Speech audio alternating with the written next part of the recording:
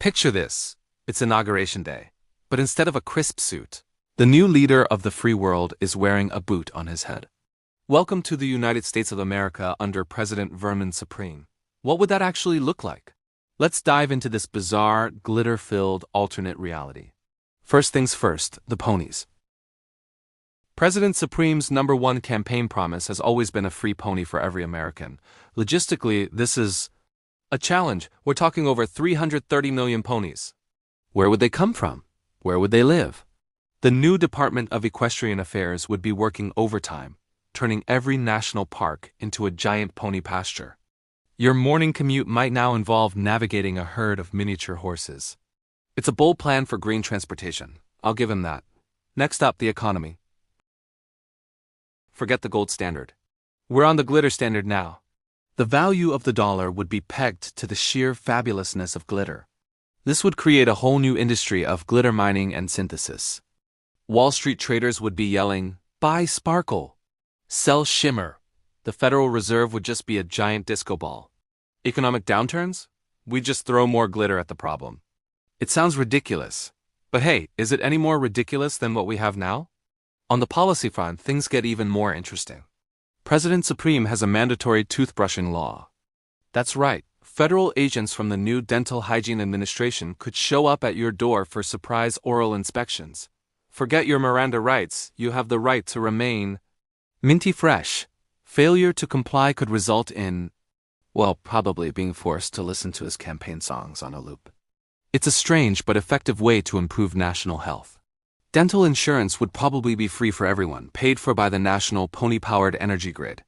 But what about his promise to go back in time to defeat baby Hitler?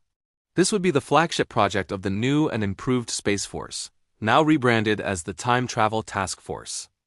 Top scientists would be funded not to explore Mars, but to build a functional time machine. The ethical debates would be insane. Do you really go back and take out baby Hitler? What are the temporal consequences?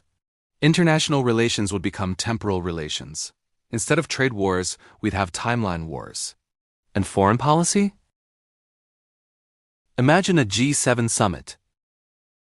While other world leaders discuss global economics, President Supreme is there with his giant toothbrush, advocating for global dental hygiene and offering every world leader their very own pony as a diplomatic gift. It's hard to stay mad at someone who just gave you a pony. He might accidentally achieve world peace through sheer absurdity. State dinners at the White House would be replaced with pizza parties and public sing-alongs. Of course, the boot on his head is a key part of his presidency. It's a constant, wearable symbol that the political establishment has been turned on its head. It's a reminder not to take power too seriously. His cabinet would likely be filled with performance artists, satirists, and maybe a few actual experts who are just really confused but also intrigued. So, a Vermin Supreme presidency would be chaotic, nonsensical, and glitter-bombed.